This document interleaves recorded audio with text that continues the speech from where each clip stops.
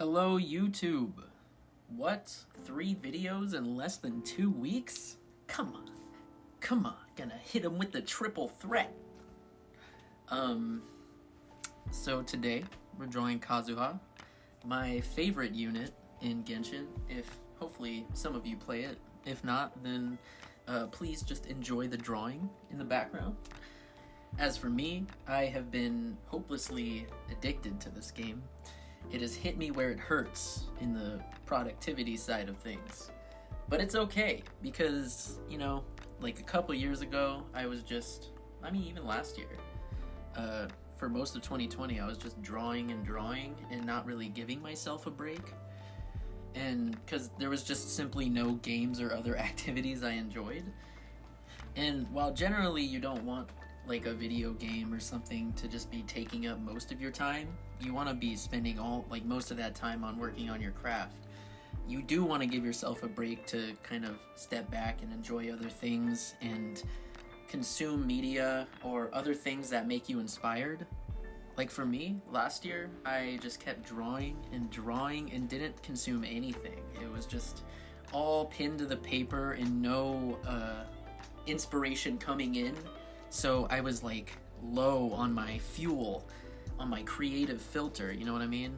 And so I eventually got burnt out, and I mean that could have been partly why I took such a long break from YouTube, and I just felt like my art started getting pretty lifeless in a way. I just started feeling more like a machine and less like I was doing it because I love it. And that's where you want to be. You want to meet a healthy balance of doing your craft because you love it and also taking breaks to kind of recharge on inspiration so you could, take on the next piece or the next project or whatever with a lot more enthusiasm. Like, it did get pretty bad to the point where I would watch shows that I enjoyed but still feel like I needed to be working on something and drawing, so I'd be paying more attention to kind of working out a sketch instead of just paying attention to shows I love, like My Hero or any other anime that, came out over the past couple years, like Jujutsu Kaisen, which, oh my god, amazing. But I didn't really pay much attention to it because my head was down drawing on the iPad and everything.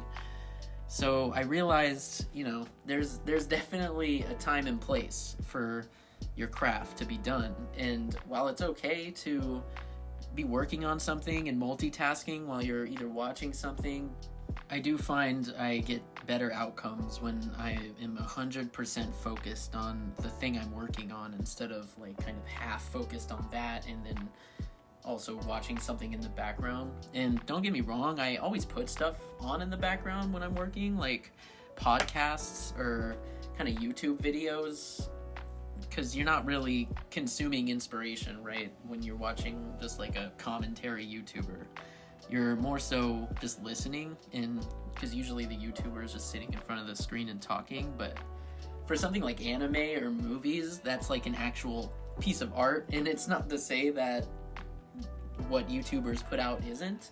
It's just kind of, I guess, how I prefer consuming media is more so like if I'm watching a Disney movie, I'd rather, be completely glued to the screen and work out how they are animating things or how the backgrounds were designed, just kind of all those things. But when I'm listening to like a commentary YouTuber, I feel it's, easier to kind of work on stuff then, And that's kind of how I worked it out in my lizard brain, I guess. However, going back to a game like Genshin, I originally, before stumbling upon this game, was more so lost in trying to find my joy in video games and doing other stuff, because I, for 3 years straight, would only draw, and in a way you kind of lose a bit of what made you an artist in the first place,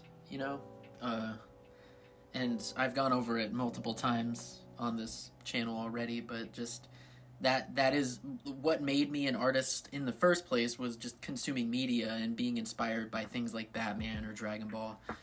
And so that's why I see Genshin as this sort of like, I don't want to say saving grace because that's a little bit extreme, but just something that pulled me out of the funk in a way that I could just, detach myself from all the work that I'm working on and just have fun, relaxing and doing something else that can help me set my mind at ease.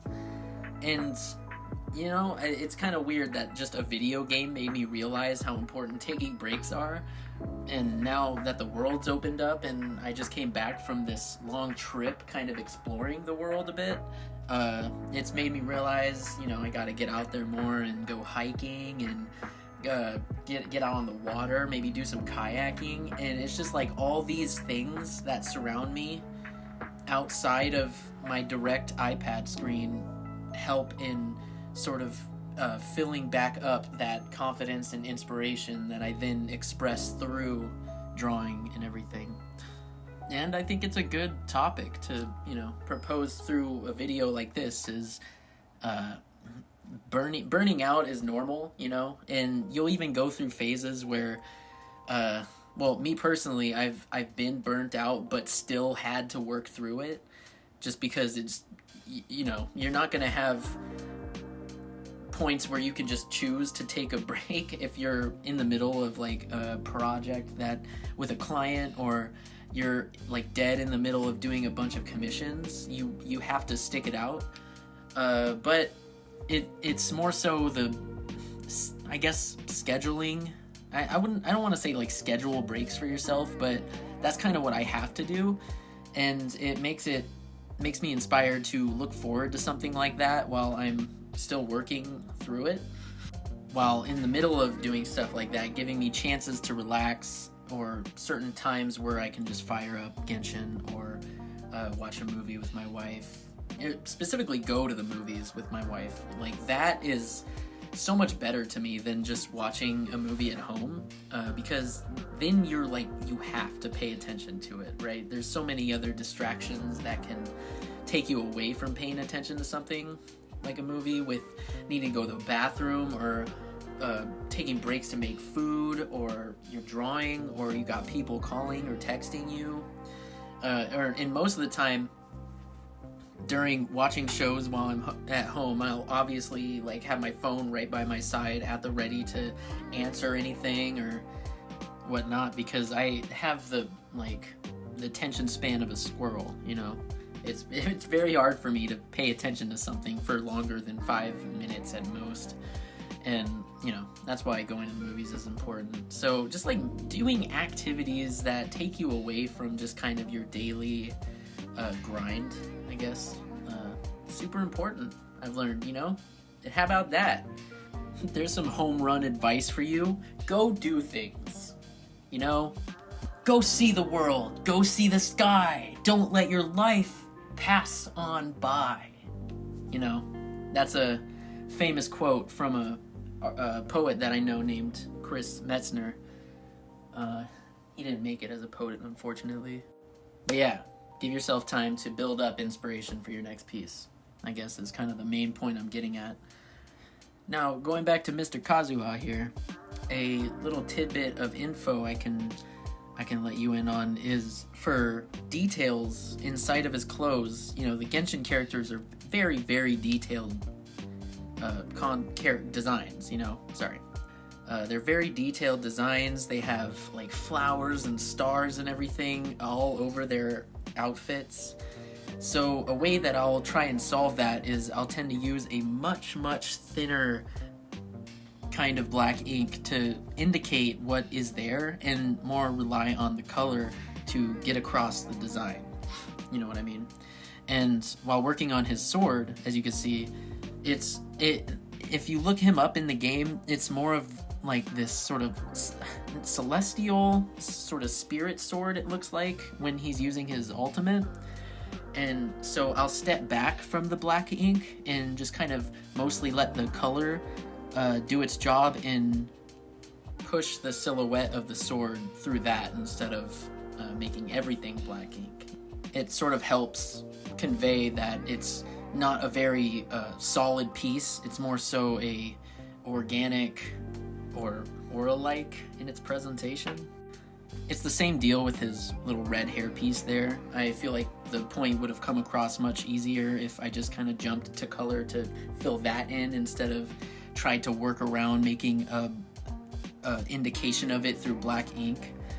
So there's small bits in pieces of the drawing that I will use in color just to kind of put less emphasis on the focal point and more so on the essence of whatever it is, if that makes sense. I mean, at this point I don't even know what I'm saying, but hopefully it comes across. You know, the point for me is to use the black ink as a way to put a focal point on the character itself, and more so use color to convey small details or things that kind of come second, right? So when you're first glancing at the drawing, you see Kazuha. You know, that's what you see. And then you can start kind of working your eyes around the piece to see all the different parts of him. And yeah, you can see here that I've busted out the multi-liner to kind of throw down the more delicate shapes that are on the outfit. But now moving into color, one kind of tip that I guess I can give for when you're rendering hair is you don't want to just go in and fully color the whole thing. What I like to do is just do like kind of wrist flicky type indications on both ends, as you can see here, and it kind of creates the highlight on it within itself if you kind of stick to that technique. And saves marker ink, which, I mean, these markers are very expensive at like $7 a piece. You want to be able to strategically place down your marks with, you know, without just kind of wasting the whole thing on fully coloring something.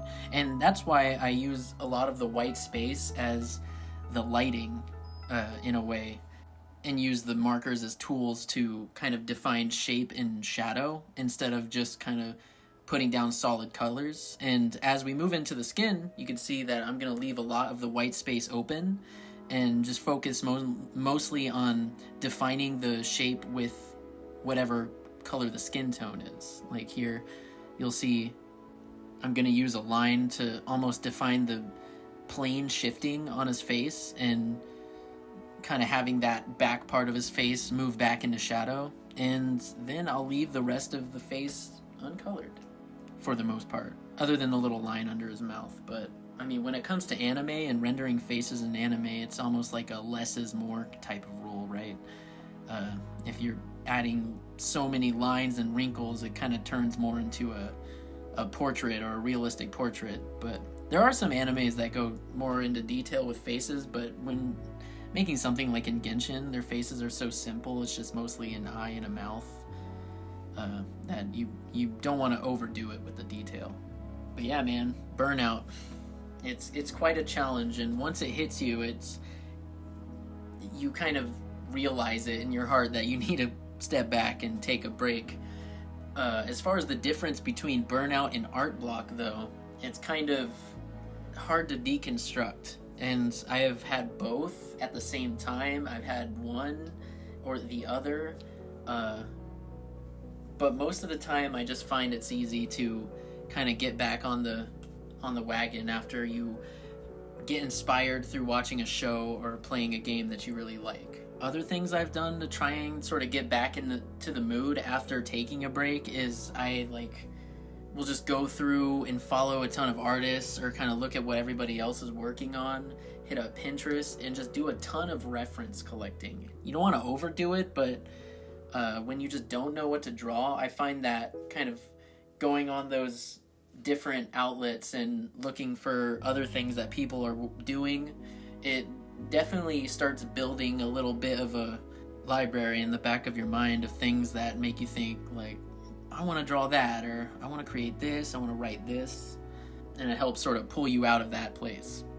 But once you're there and you're like on top of the world, you're loving the piece you're making, you're in the middle of a project and you don't have any sort of burnout or art block and you're just going, that's where it's at, dude. That's like the best feeling for us artists, you know, when you are like confident and you believe in what you're making. And some of it takes some time to get to. Like, you need to sort of almost convince yourself that the further you get into the piece, the better it'll be. And I know there's that whole thing about you don't want to, like, if the underlying sketch isn't something you're satisfied with, then at that point you're just kind of polishing a turd all the way to the end. But I've found that sometimes I haven't been the biggest fan of a sketch, but after sort of getting the sketch done and the inking and finally laying down colors, I'll end up flattening the whole thing and then just kind of move things around with lasso or liquify, and it really pushes it into the place that I want it to be.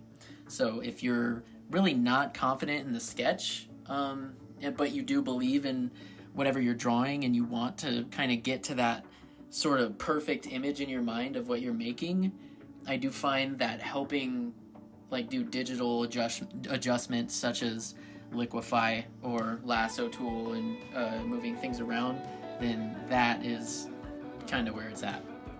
Now you can see I'm kind of throwing in the background, and Kazuha has this sort of ultimate where he's like surrounded by this big, almost tornado-like wind storm thing that has like a bunch of red leaves flying in it.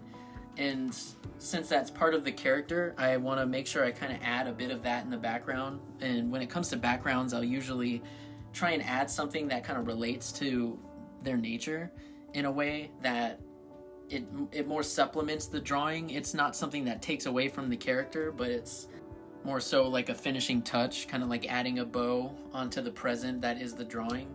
Because a lot of the times in the past, I would just draw the character and leave the background white, and I found that it just didn't have that much life. And definitely putting the character into a setting really grounds the piece as a whole, even if I usually keep it light.